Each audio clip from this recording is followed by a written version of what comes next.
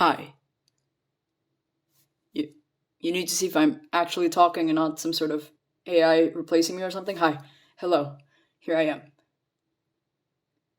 I don't know who I am. So the animation studio DreamWorks has produced many animated movies that sophisticate our fulfilling, memorable childhood. With all these classic CGI movies, that originates the most compelling stories in a franchise. Which is why I'm here, and if you grew up with these movies like I did, let's take a walk down a memory lane to recall just how life-changing these movies can be. Aside from the batshit insane and immature ones. Specifically, I'm gonna be talking about the most iconic, one-of-a-kind trilogy, soon to be quadrilogy, Kung Fu Panda. May or may not be because of a middle-aged man I once passed by after having dinner in a restaurant with his child all cranky and wanting attention, so his father's like, oh yeah, let's calm him down by playing a kid's movie, because a kid's movie always works, right? And he plays Kung Fu Panda, which, in the end, I tell you, this infant still won't stop crying. He doesn't even know he existed. He doesn't even know what Kung Fu Panda is. Sometimes it gets in my nerve when there's an audacity from those people to consider animation as just a kid's movie. I know it was not the guy's intention, I guess, and he probably just didn't know better, but come on.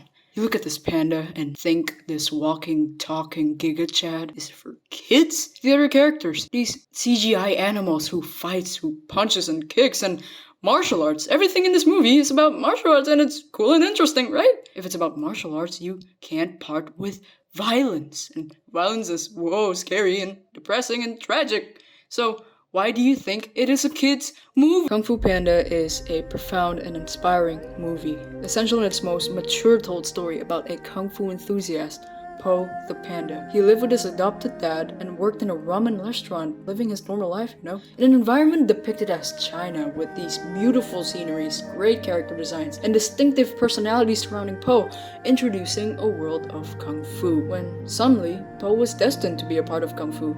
The very thing he looked up to in life calls him for a purpose, to be the dragon warrior. And in there, the journey of self-discovery begins, where he starts to question his purpose. What does he have in his life to offer for it? Well, he can only make noodles, and he's a big fat panda, at least that's what everyone calls him. And yet, Master Oogway suddenly thrust him into a prominent position. Something that can turn his life 180 degrees, which reveals the eccentric theme that Kung Fu Panda set up initially, and it's for moral and character development purposes.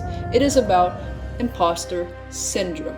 And in this scenario, Po experiences the textbook version of it. When the people surrounding him were perceived as being much more capable and deserving, he came to realize how much of a burden it might be if he just stepped in to be in the way. Well, because he's just not as capable as the other characters, isn't he? But Po's strength as a character is his unbridled enthusiasm and optimism towards the things he loved and admired his whole life. Imagine starting off discontent with who you are, then getting a chance to atone it, and then train alongside your heroes, believing this is it. Your dreams finally coming true and change to be the kind of person you've always wanted to be, only for your surroundings to disentitle you with your unqualified abilities that was deprived.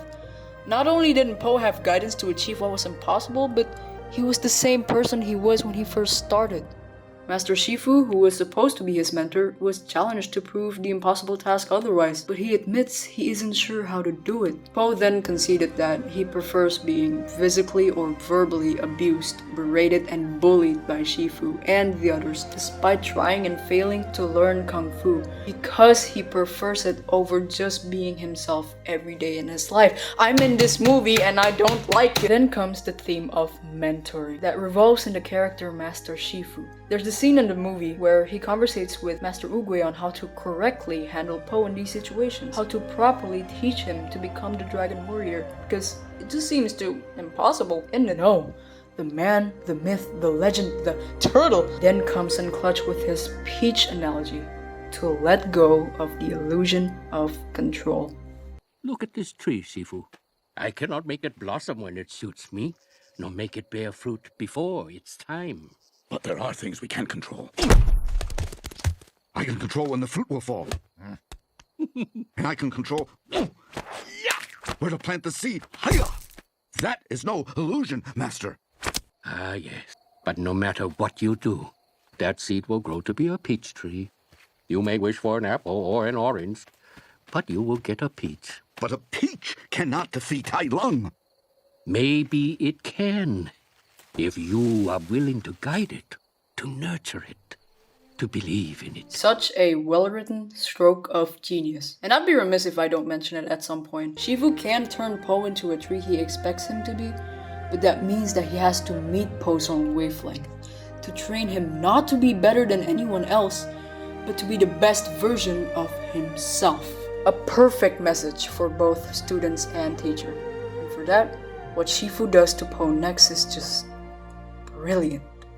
Oh, and the music freaking slaps in this movie, man. It's just phenomenal. Everything Hans Zimmer has ever made in DreamWorks never fails or misses to ascend my soul. And this is only one in every masterful scenes. It goes so dang hard. I feel like I'm scouring more into the message than the actual plot or story progression of this movie, but I'm only here to convince why some kids' movie should considerably be for everyone, especially the animation studio that was unreasonably juxtaposed to be on par with children's movie just because it's animation? Like, bro, these studios alone are just making movies to tell a story. Well, some of it is cash grab or nursery rhyme, sure, but the term movie still exists within animation. Kung Fu Panda is overall for anyone to enjoy, anyone to be invested in, and anyone to learn from. I have so many things to say about this movie in an unlimited time, but if you haven't watched it, I truly recommend the story that is considered to be a part of cinema history. DreamWorks have made beautiful, memorable masterpieces lately. Prince of Egypt is my favorite, and I can't digress how its stories made such a huge impact on me, just as an audience to an aspirer watching them. Kung Fu Panda is 10 out of 10. Skadoosh.